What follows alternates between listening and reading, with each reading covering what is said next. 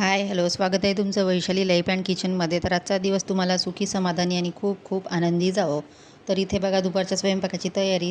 जेवणाचा बेत अगदी सिंपल होता, डाळ पालक भात आणि चपाती.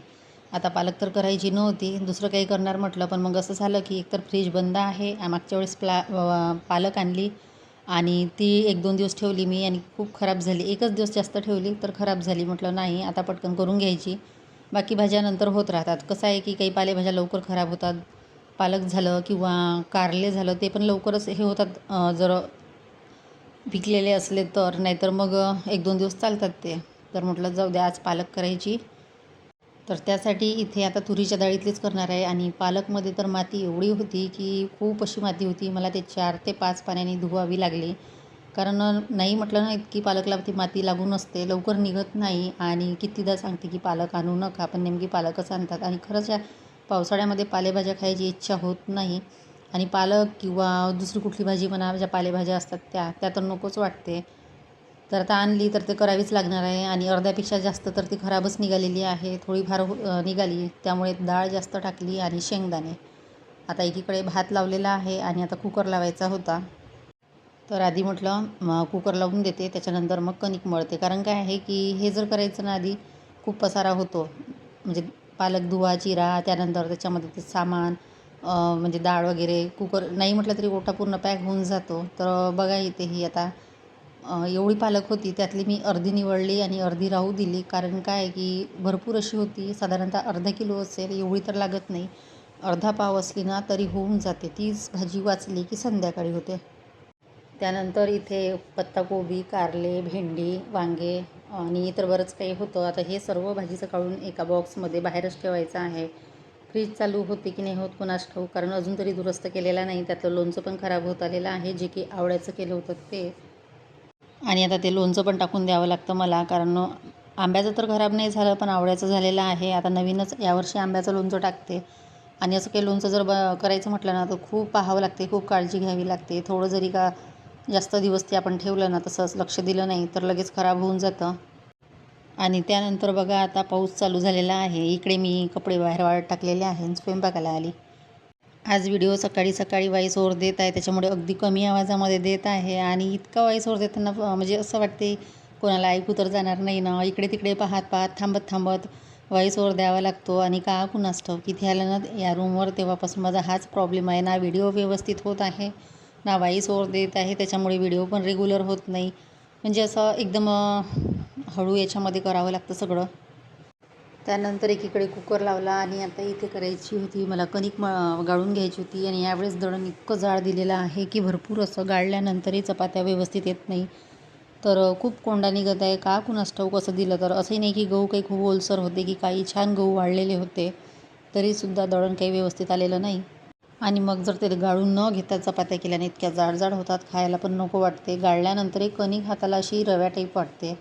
म्हणजे काय कशा पद्धतीने दळलं तेच ठाऊक नाही. आता एवढं दळण संपवते आणि त्यांना म्हणावं लागेल की नाही, मला व्यवस्थित दळण द्या तुम्ही, नाहीतर मग दुसरीकडून आणणार. कारण सुरुवातीला 2-3दा व्यवस्थित दिलं आणि आता 1-2दा हाच प्रॉब्लेम झाला.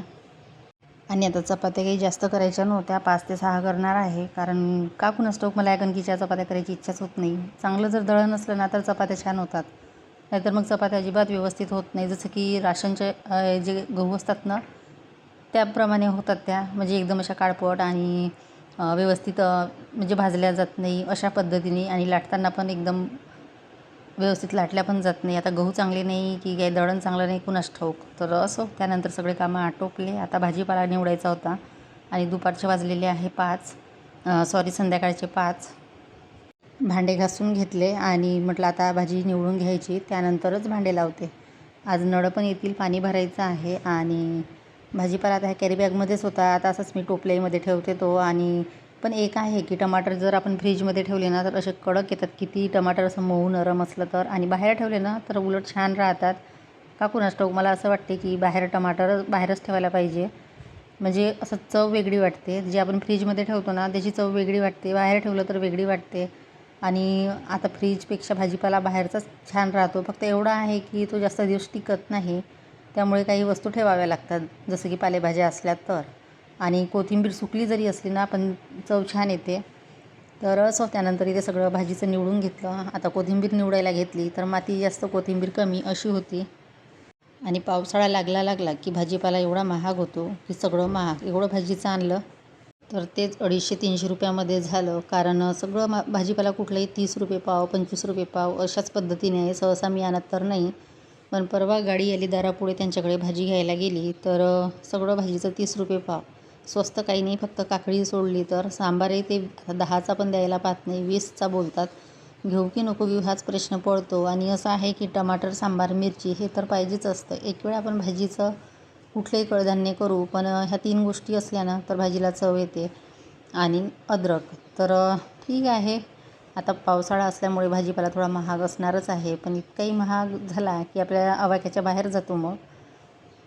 तर त्यानंतर इथे बघा सगळे हे व्यवस्थित ठेवलेलं आहे. आता भांडे लावायचे होते आणि 2 दिवसा मिळून हा व्हिडिओ आहे. कारण माझी व्हिडिओ 2 दिवसा मिळूनच होत आहे. एका दिवशीचा तर पूर्ण रुटीन शेअर करू शकत नाही. सकाळी धांदल असते, त्यानंतर हा दुसऱ्या दिवशी सकाळचा व्हिडिओ. इथे बघा चहा ठेवलेला आहे आणि चहाला अशी छान उकळी जर आली ना तर चहा छान होतो. काळ्या चहामध्ये अद्रक जास्त पाहिजे आणि छान जर शिजवल्या गेल्यानं तर एकदम छान होतं आणि चव पण छान लागते. त्यानंतर इथे एकीकडे बटाटे ठेवले उकळायला. नाश्त्यामध्ये काही नाही, बटाट्याची भाजी आणि चपाती, कारण हाच नाश्ता पोटभर होतो. त्यानंतर हे भिजवलेले बदाम आहेत, साल काढून घेतले. आज काही रुची खाऊन गेली नाही, ती आल्यानंतर खाईल. तर त्यानंतर इथे 1-2 मी घेतले, बाकी तिच्यासाठी ठेवले. त्यानंतर इथे फोडणीसाठी कांदा, मिरची, टोमॅटो, कढीपत्ता. आता लसूण तर संपलेला आहे, बऱ्याच दिवसाचं आणले नाही. सध्या बिना लसूणच्या भाज्या चालू आहे आमच्याकडे. पण बिना लसूणची भाजी पण छान लागते जर याच्यामध्ये कढीपत्ता, सांबार, टोमॅटो, मिरची असली तर. आणि चव पण छान येते, कारण मसाले तर कुठले वापरत नाही मी. तर इथे जिरं, मोहरी, त्यानंतर कांदा, कढीपत्ता, हिरवी मिरची सगळं तेलामध्ये परतून घेतलं. आणि त्यानंतर याच्यामध्ये टोमॅटो आणि मसाले जसं की धने पावडर, हळद, तिखट. आणि आज पण बटाटे थोडे जास्तच उकडले गेले. माझं लक्ष नाही राहिलं, मोबाईल पाहत बसली. मोबाईलमुळे काही अशी कामं वाढतात, म्हणजे काही ना काही घोळ होतो. म्हणजे आपल्या लक्षात राहत नाही की आपण कुठे म्हणजे काय ठेवलं. तर थोडे जास्तच ते उकडल्या गेले, त्याच्यामुळे चटणी थोडी अशी मऊ म्हणजे आसट झाली. तर असो, तशी पण खातात आमच्याकडे. चटणी कुठली असो बटाट्याची आवडीची असतेच. त्यानंतर म्हटलं उद्या पौर्णिमा आहे, तर इथे देवाचे कपडे धुवायला घेतले. कामं सगळे आटोपले, म्हणजे स्वयंपाक व्हायचा आहे आणि आंघोळी वगैरे आटोपल्या, बाकी सगळे कामं आटोपले सकाळचे. म्हटलं हे देवाचे कपडे धुवून घेते, कारण ऊन जर तापली नाही तर मग ते वाळणार नाही. आणि आज बऱ्यापैकी ऊन होती, त्याच्यामुळे सगळे धुवून घेतले, म्हणजे दुसऱ्या दिवशी धांदल नको. कारण गुरुपौर्णिमा जे आषाढी पौर्णिमा आहे, त्याच्यामुळे आमच्याकडे पौर्णिमा, पहिली पौर्णिमा म्हटलं तर पुरणाचा स्वयंपाक वगैरे करावा लागतो. तर त्यानंतर इथे सगळे हे धुवून झाले की बाहेर वाळत टाकणार आहे थोडा वेळ. आणि आभाळ आलं की मग लगेच घरामध्ये घेऊन येणार. नॅपकिन नाही सुकत, बाकी हे जे पातळ आहे देवाचे जे आसन ते लवकर सुकतात. फक्त जे नॅपकिन आहेत ना त्याला वेळ लागतो. तरी इथे कपडे मी हे देवाचे ओट्यावरच, म्हणजे किचन ओटा आहे तिथेच एका टपामध्ये पाणी घेतलं आणि धुतलेले आहे. त्यानंतर इथे बाहेर मी जे दोरी ऑनलाईन मागवली होती ती देवाचे कपडे वाळवण्यासाठी ठेवली. तर इकडनं खिडकीतून जोडलेली आहे आणि एक तिकडनं. आता थोडा वेळ जरी चुकले, लक्ष पण राहते, पडले नाही पडले तर लक्ष राहते इथून. त्यानंतर आता डायरेक्ट दुपारचं रुटीन, म्हणजे संध्याकाळचं 4-4:30ला. तर इथे लोणच्याचे आंबे आणलेले होते आणि साखर आंब्याचे आंबे. आता लोणच्याचे आंबे 1 किलो, साखर आंब्याचे 1 किलो, अर्धाच किलो सांगितले मी, पण 1 किलो आणलेले आहे, तर ठीक आहे. त्यानंतर थोडंफार सामान आणलेलं होतं डीमार्टमधून. तर हे जे आंबे होते ना साखर आंब्याचे, तर का कुणास ठाऊक मला असं त्याची म्हणजे स्मेल थोडी वेगळीच वाटली. पण असेलच ते साखर आंब्याचे. आधी वाटलं की लोणच्याचे जे आहे तेच आहेत की काय, पण तसे तो गोल वाटले. आणि जे साखर आंब्याचे आंबे असतात थोडे गोड असतात, तर तेच असेल बहुतेक, कारण मी आणायला गेलेली नाही. रुचीच्या बाबांनी आणले आणि पहिल्यांदा त्यांनी आणले, नाहीतर सहसा मीच जाते. त्यानंतर इथे सामान आणलेलं होतं, तांदूळ वगैरे. आणि तांदूळ यावेळेस डीमार्टमधूनच आणते सहसा, पण यावेळेस कुठून आणलं माहिती नाही, कारण डीमार्टचं लेबल तर दिसलं नाही मला त्याच्यावर. बाकी सामान डीमार्टचं होतं. त्यानंतर आंबे पुसायला घेतले. म्हटलं ते कसं आहे की दरवेळेस मी जाते ना घरून 1 बॉटल पाणी नेते, घरचा एक वेगळा कपडा नेते, तिथे मी धुवून घेते आंबे आणि घरच्या कपड्यावर त्यांना ते कट करायला लावते. पण यावेळेस तसं झालं नाही, कारण त्यांनी तसेच कट केलेले आहे. त्याच्यामुळे म्हटलं छान पुसून घ्यायचे. आता पाण्याने धुवू शकत नाही, पाण्याने जर धुतले तर सगळं लोणचं खराब होईल. मग त्यासाठी मी कपड्यांनी छान असे पुसून घेतले सर्व फोडी. पुसल्यानंतर म्हणजे कमीत कमी त्याची जी काही माती वगैरे असेल ते निघून जाईल. माती तर नाहीच आहे म्हणा, पण ते कैरीच्या ज्या फोडी असतात वरून थोड्याशा पांढुरक्या दिसतात, तर त्या व्यवस्थित दिसत नाही. मग म्हटलं सगळं पुसून घेऊ म्हणजे कचकच लागणार नाही. आणि कापड थोडा ओला केला किंचित. आणि आता हे फोडी पुसायलाच मला अर्धा ते पाऊण तास लागला, कारण खूप वेळ लागला. आणि मी व्हिडिओ सगळा फास्टमध्ये केलेला आहे. आणि असे फास्टमध्ये जर आपले कामं झाले ना तर किती बरं होईल. आणि याच कामाला आपल्याला म्हणजे अर्धा एक तास जातो. आता याच्यामध्ये मी काही नाही, हळद लावून ठेवणार आहे थोडा वेळ फॅनच्या हवेमध्ये. यावेळेस सिंपलच करणार आहे, जास्त काही खूप असं सुकत उन्हामध्ये काही ठेवणार नाही. तर सगळ्या फोडी पुसून झाल्यानंतर याला हळद लावून म्हणजे साधारणतः 2 तास फॅनच्या हवेमध्ये सुकत ठेवेन. त्यानंतर त्याच्यामध्ये मीठ टाकेन. आणि दुसऱ्या दिवशी मग लोणचं. आता लोणच्यामध्ये काही मसाला बाहेरचा वापरणार नाही, घरीच तयार करते. मागच्या वर्षी घरी तयार केलेला मसाला होता, तर ते लोणचं सर्वांना आवडलं. तर इथे बघा हळद टाकली अर्धा चम्मच आणि छान असं मिक्स करून घेतलं. आणि 1 किलोचं जरी लोणचं केलं ना तरी बरेच दिवस जातं. आमच्याकडे सहसा कोणी खात नाही, पण असो, विकतचं खाण्यापेक्षा घरचं कधीही बरं. आणि घरच्या लोणच्याची चवच वेगळी असते. मग त्याच्यामध्ये साधं तुम्ही तिखट मीठ जरी टाकलं ना तरी छान असते. त्यानंतर तिथे फॅनच्या हवेमध्ये ते सुकायला ठेवलं, म्हणजे खुर्चीवर.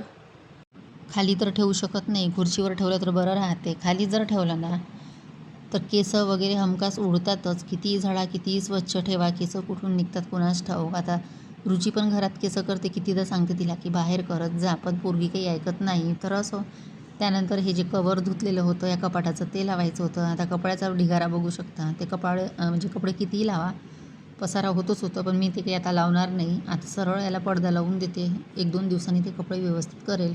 आणि केलं ना तर एका दिवसातच परत तसेच होतात ते. आता हे जे लावायचं म्हटलं, आता इथे दोरी वगैरे काहीच बांधलेली नाही. सरळ पडदा तो याच्यावर ठेवलेला आहे त्या स्टँडवर. त्यावर दुसरं स्टँड, म्हणजे की पडदा पडणार नाही. पण झालं हे वरचा जो स्टँड आहे ना त्याचा एक ते बुश असते लावायचा, तर तो कुठे गेला माहिती नाही. एका साईडने ते पूर्ण वाकल्यासारखं झालं, तर तो शोधत होती मी. ते शोधण्यामध्ये माझा 15 ते 20 मिनटं गेले. आणि ठेवलं मीच, ते होतं पडद्याखाली.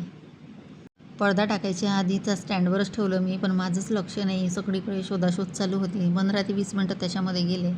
शेवटी म्हटलं जाऊ द्या, नाही दिसत का तर राहू द्या, असाच पडदा लावते.